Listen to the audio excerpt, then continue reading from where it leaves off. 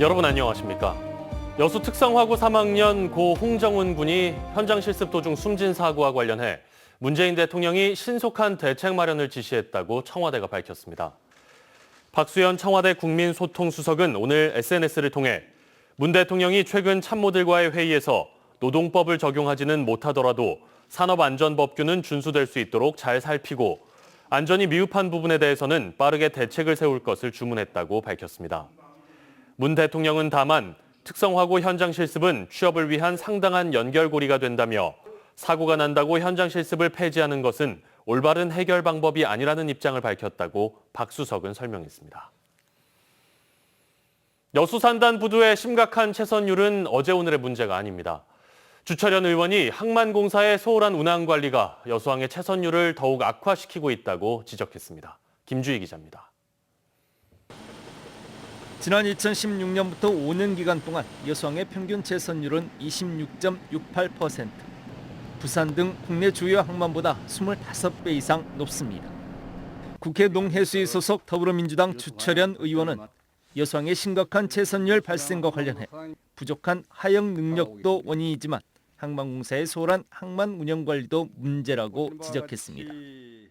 여수 산단 내 부두 물동량을 관리하는 여수광양 항만공사 여수사무소의 총 인원은 모두 11명으로 이 가운데 항만관리 업무 담당자는 2명에 불과해 운항관리와 선석 배정 등 항만 운영 관리가 크게 미흡하다는 겁니다. 특히 채선에 따른 피해가 고스란히 물동량 감소, 제품 가격 상승, 관련 항만업의 경쟁력 저하로 이어질 수 있다고 지적했습니다. 19년 기준으로 3,100만 톤인데 실제 물동량은 3,700만 톤으로 한 19.4% 정도로 이제 오버되어 있거든요. 요 부분만 채선이 생겨야 되는데 27%, 8% 생긴다는 것은 약간 운영에 좀 문제가 있는 것 같다는 지적은 안 할 수가 없어요. 또 주 의원은 항만공사의 시설 투자가 광양항으로 집중된 데 대해서도 문제를 제기했습니다. 투자 액수 중에 90%는 광양 쪽 부두에 사용됐어요. 여수 석유화 산단 쪽이라든지 여수항 쪽에는 채 10%가 지금 투자가 안 됐습니다. 이렇게 차별하게 투자를 하게 하면 어떻게 되는 겁니까? 차민식 여수광양 항만공사 사장은 그동안 부채 상환 때문에 신규 시설 투자 여력이 부족했기 때문이라며 개선을 약속했습니다. 여수 쪽에는 약간 민간 사업자들의 자체 투입이 좀 있어서 여기 나온 것보다는 좀 더 많은 투자가 좀 있었습니다. 그렇지만 하여튼 이제 항만공사가 직접 투자 여력이 어느 정도 확보되어 있다고 보고 투자를 해 나가도록 그렇게 노력을 하겠습니다. 앞서 주철현 의원은 지난 7일 해수부 국정감사에서도 여수산단 내 부두의 높은 채선율 문제에 대해 정부의 항만 투자 불균형에 따른 결과라며 적극적인 투자 확대를 촉구하기도 했습니다. MBC 뉴스 김주입니다.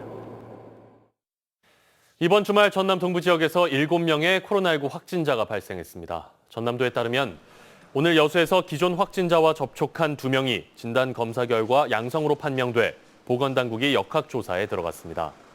이에 앞서 어제는 여수와 광양에서 기존 확진자의 접촉자 등 5명이 확진 판정을 받아 치료시설로 옮겨졌습니다.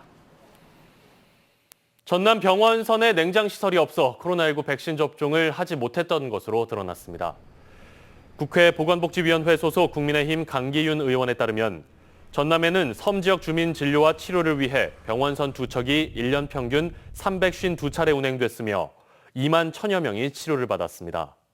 하지만 병원선을 통한 코로나19 백신 접종은 전남 511호에서 12명뿐이었고 전남 512호는 냉장시설이 없어 백신 접종을 하지 못했습니다. 코로나19가 장기화하면서 많은 분들이 우울감을 호소하고 있습니다. 지친 마음을 위로할 휴식이 새로운 화두로 떠오른 요즘 전남의 마음치유센터가 문을 열었습니다. 김진선 기자입니다. 올해 전남의 코로나19 현장 대응 인력 정신건강 실태조사 결과입니다. 1,600여 명 가운데 위험군이 70.1%, 이 가운데 63명은 고위험군으로 나타났습니다. 2년 가까이 계속된 감염병 대응에 몸도 지치지만 무엇보다 힘든 건 정신적 부담감입니다. 24일간을 가둬놓으면 우리는 못 먹고 살라 하냐 굉장히 완강하게 거부를 하시는 거. 우리 특히 공무원들 막 때려 죽인다 하고 심지어 막 쫓아오신 분도 계시고. 고위험군에 속하는 보건소 대응 인력들이 선별진료소가 아닌 따뜻한 차 앞에 앉았습니다. 지난달 장흥에서 문을 연 마음건강치유센터의 2박 3일 휴식 프로그램에 참여한 겁니다. 자유롭게 그려낸 그림에서 그동안 마음을 짓눌렀던 스트레스의 근원을 찾아내는 심리 분석도 이어집니다. 자기를 성찰하면서 남과의 관계 속에서 자기가 이기적인가 아닌가를 돌이켜보는 능력이 있으시죠. 그런 분은 이기적일 수 없죠. 건강검진과 스트레스 지수 측정, 정신건강 전문의 상담 등 이용자의 정확한 상태를 진단하고 숲 해설가와 함께하는 편백숲 산책과 개개인에 맞는 통합의학 치료 등 휴식과 치유에 초점을 뒀습니다. 정신적 피로도가 지속될 경우 답답함과 우울감, 그리고 짜증, 분노, 불면 등으로 이어질 수 있기 때문에 정신적 피로도를 완화시킬 수 있도록 최대한 자유를 드리며 전라남도 마음건강치유센터는 올해 코로나19 대응 인력과 소방공무원, 65세 이상 어르신 등을 중심으로 치유 프로그램을 운영한 뒤 내년부터 일반으로도 확대할 계획입니다. MBC 뉴스 김진선입니다. 다양한 미래 기술을 체험할 수 있는 4차 산업혁명 박람회 넥스포가 어제 순천에서 개막했습니다. 오는 20일까지 이어지는 이번 박람회는 순천만 생태문화교육원과 자벌드 옆 전시장 두 곳에서 진행되며 인공지능과 5세대 통신 등 4차 산업혁명과 관련한 최신 장비와 기술을 확인하고 직접 체험할 수 있습니다. 또 행사 셋째 날인 내일은 디지털 금융연구소 문영배 소장의 특강이, 모레는 드론을 주제로 한 워크숍이 함께 진행됩니다. 호남권 직업체험시설인 자벌드가 순천의 문을 열었습니다.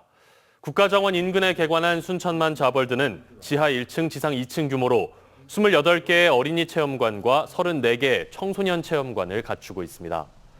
어린이 체험관은 하루 2차례, 청소년 체험관은 하루 4차례 운영되고 드론과 로봇, 요리와 패션 등 다양한 분야의 직업을 체험할 수 있습니다.